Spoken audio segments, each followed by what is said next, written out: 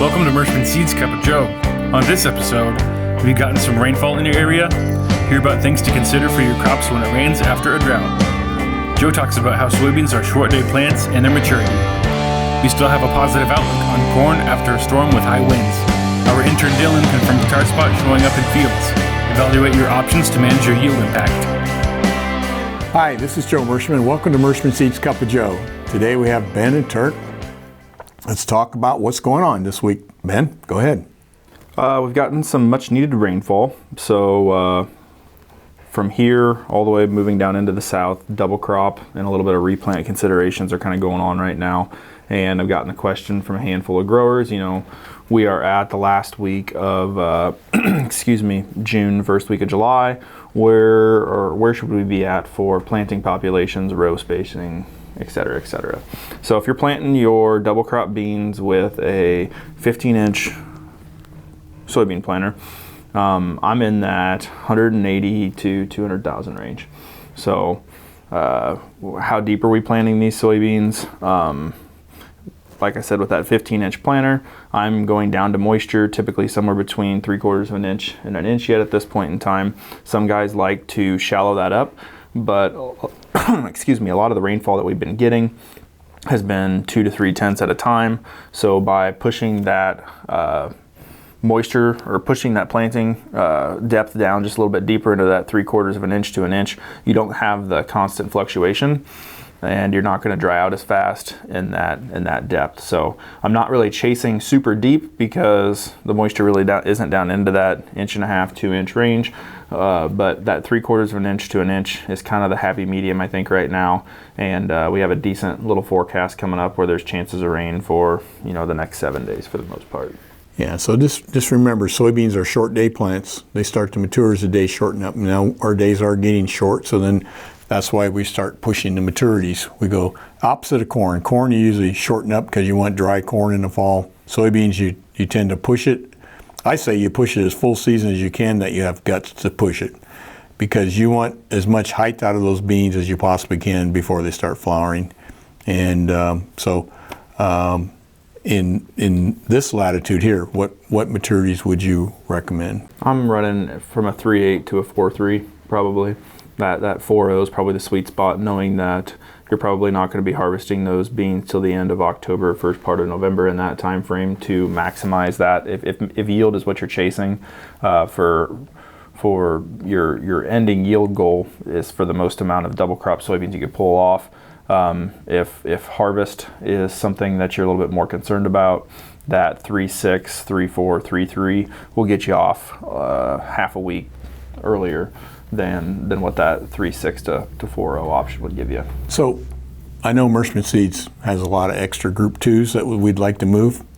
Could I plant group 2s in this latitude here? In other words, what would I do if I planted group 2s? In other words, what kind of population would I have to do to plant group 2s, and what would I expect? If I was planting a group 2, I'd probably in that 225 to 250,000 population range. I would try to get them, if you only have a 15-inch soybean planter like what I was talking about, I would probably trying to double plant those at that point. So you'd cut your 8 in half and then plant them twice, because what you're trying to do is you're trying to close the rows as fast as possible. By planting them twice, you're going to space out the soybeans just a little bit more, and you're definitely going to get them harvested quicker, but you're not going to, you're going to struggle to get the day length and the fill out of them. Yeah, they're going to be really short. Yep. Really short. So if you're worried about frost, you move up a little bit, but then when you move up the maturity for your area, then you got to push the population, because basically you're wanting to produce nodes. And the nodes is where your pods hang. And then the earlier you go, the fewer nodes you have, so the fewer pods. So you offset that by putting lots and lots of population out there to get more nodes. And that's the whole idea behind the population, is get more places to hang pods. And so anyhow, planting late is always, you're subject, we go from one extreme to another. So if we're dry, then all of a sudden we start going into a lot of rain. I mean, you can raise some really, really good soybeans planted at this point as long as it keeps raining. Yep. And that's the reason that the guys down south are so much more familiar with it. You know, they will plant anywhere from a 3.6 to a 4.3 as their first crop. They're really pushing that 4.7, 4.8 maturity. That's kind of their sweet spot for their double crop. If you get down into the southern Illinois, Kentucky, Tennessee range, I mean, that's really even a 4.5 seems to be a little bit on the early end for them for their double crops. It's more in that 4.7, 4.8 range is where they want to be. So that brings us to this other question, don't give up on the crop, right? Correct. We've got a lot of growing season left, a lot of weather to come our way. Just because the first half was dry doesn't mean the second half's going to be dry. That's correct. I think Turk's got some comments on. We were talking before we aired that, this crop has still got a ways to go. And, a lot of people are saying my crop looks like it's about dead. I don't want to spend any more money on it. I think that's a mistake. If we get this rain, even corn that's, as long as it's not tasseled yet, or if it is just starting to tassel and it starts raining, we can still make a really big crop. So it's going to be short. I'm talking about stature-wise, but it can still yield quite a bit. And soybeans, we all know that soybeans can take a beating and get up and do just good as they would have. So they always say you have to stress some beans to get them to yield. Well, they've been stressed, and now they'll yield if it starts raining. So don't forget your fungicides, I guess is what I'm trying to say, and your insecticides as needed, and the timing is right. And we're getting to that point, aren't we, Ben? Yep. So I saw tassels, and I don't know if I mentioned on the last episode, but I saw tassels on June 23rd, which is the earliest I've ever seen tasseling corn in our geography here. So I have some 108-day stuff and some 112-day stuff that by the time we do this again next week, we'll be full tassel. Possibly, we're going from that VT to R1, where we start seeing silks out and pollen's going to start dropping. So we're real close to that time frame. If you're going out and putting that fungicide on, and corn rootworm has been an issue, always put the insecticide in. Cheap insecticide. It's not hard to kill rootworm beetles. I'm thinking about that when I'm making those applications because, with a major lack of moisture that we've had, we didn't have any of the drown out for the rootworm larvae that we've had. So any additional knockdown that you can do, you probably started with an insecticide in furrow, you probably started with a BT option. This is like the third stool of that chair. You want to make sure that you're getting your knockdown on the beetles to try to reduce the numbers for next year if you're going in corn on corn, or if you have like extended diapause or anything like that. And you want to watch that silk clipping because if we have high pressure, they'll clip them as fast as they come out, and then you won't pollinate. Correct. And in drought scenarios, you don't push silks quite as fast as you do when you have adequate moisture. So pollination is going to be key here. Having enough moisture to get us through pollination is going to be important, but you're going to want to be keeping an eye out for the Japanese beetles and the corn rootworm beetles especially, because the threshold is usually more than one beetle per ear of corn on the silks. But I think that threshold's probably cut in half when you're sitting in dry weather. Oh yeah. So a lot of areas got strong winds. Any advice for corn that's laid over, or what can we expect? I mean, just in general, the wind that we had was, there's a lot of 70-mile-an-hour straight line winds, and what it did to the crop. What can we expect? I think you can expect it to stand back up. I mean, it might be gooseneck, but it's gonna come up. The corn will have I've seen corn just prior to tassel be completely flat, look like a steamroller, and 3 days later you couldn't tell that it was down. I mean, you could actually see the rows and everything. So it's an amazing plant that be able to push itself back up and reach toward that sunlight if you have good sunlight, and they'll stand back up. They'll put down those brace roots to push them clear up. They might be a foot long, but they'll push them back up. A lot of the corn in the pictures that I had seen too wasn't steamroller flat. It's leaning about like that. So that's a fairly positive thing when we're looking at the goosenecking effect, because it'll actually gooseneck fairly low to the ground and point itself back up at that point. So I'm not too terribly concerned about that. Time's going to tell us what that's going to look like. May be a little bit more of a headache harvesting this year, but I don't think it's going to, as long as you don't have green snap, because green snap is the thing that guys, they will take lean corn day in and day out over green snap, because most of the time at this point, if you have green snap, it's going to snap below the ear. Yep. And there's no coming back from that. Correct. So what about all the smoke that we had the last few days? And what kind of effect is that going to have on our crops, blocking that sunlight? What do you think? Anything? Well, there's some people out there that think that it may be actually helping our corn, the smoke. They always say good for people, bad for corn, bad for people, good for corn. And the diffusion of the light coming down could actually be helping the corn. I mean, it's putting more carbon in the atmosphere, and corn likes carbon. Yep. You and I were driving back from a plot day looking at soybeans, and we were in some heavy, dense smoke, and the temperature on your car reading was saying 82 degrees. And once we rolled into West Point, where the smoke wasn't near as thick, the temperature had jumped up 5 or 6 degrees from that point. So to Turk's point is that it's diffusing the sunlight. It is actually keeping the stress off of the crop, and we're still getting the nighttime temperature lows to come down far enough that corn is actually recovering fairly well at night. So in this instance, it's not bad when we're in a drought scenario, but for the guys that have irrigation and the corn isn't necessarily under stress, you want as much light as you can get and as much water as you can get during this time frame. So it's good for some that are in the stressed areas that haven't had rain. It's not so good for the guys that have been catching rain or have the ability to put rain on. So on a corn plant, let's describe right now as a lot of corn's going into tasseling and pollination. That's the when we need water, right? That's the critical time, right? Yep. And anything, so if you did get rain, we get through pollination. That's kind of like you're on the 1 yard line almost. You just got to punch it in the rest of the way. Then is that right when it comes to yield on corn? Yep. You need rain when you're seeing those silks popping out, and that's going to be the key right there. Well, I know, like you said, on soybeans, I always figured middle of August, if you got to have water by the middle of August, you can have a lot of bad things happening, but if you get rain in the middle of August, you're going to still raise some good soybeans.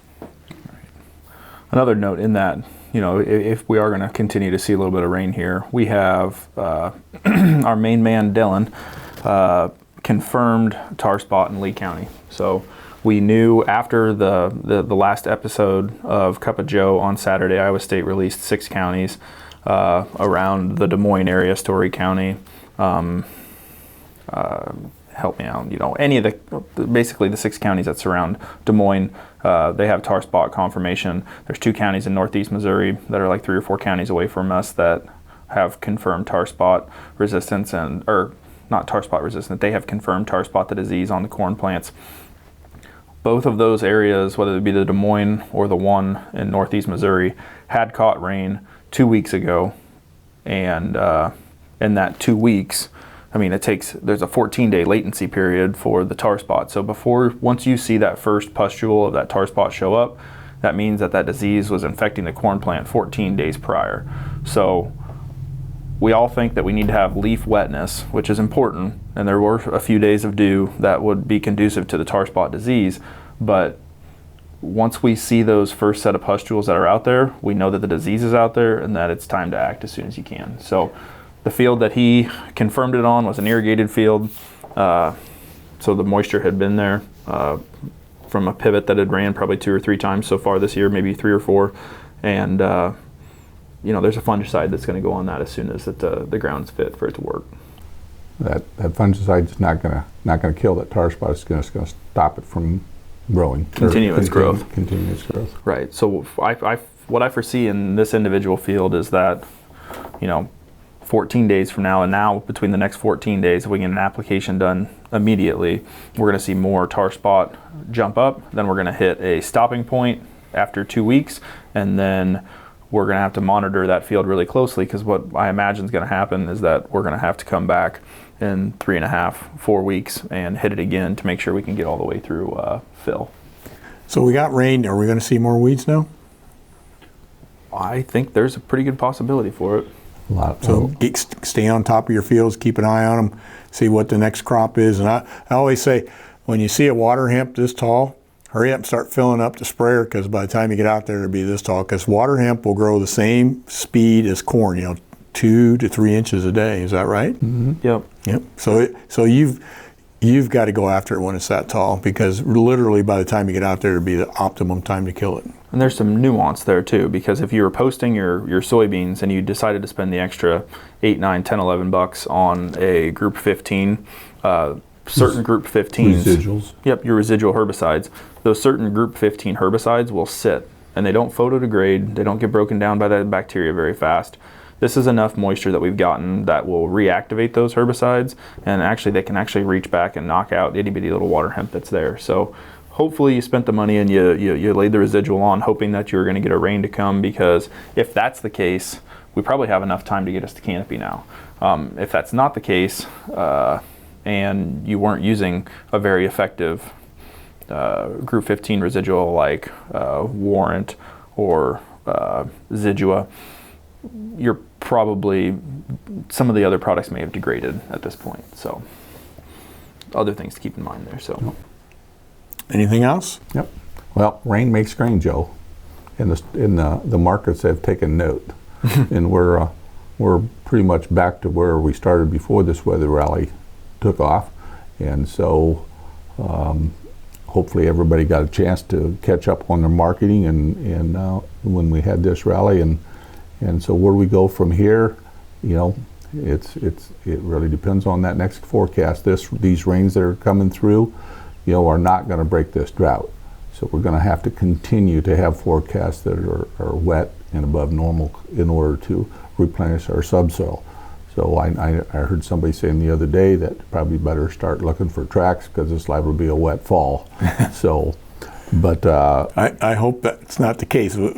Tracks on combines don't go well for most farmers.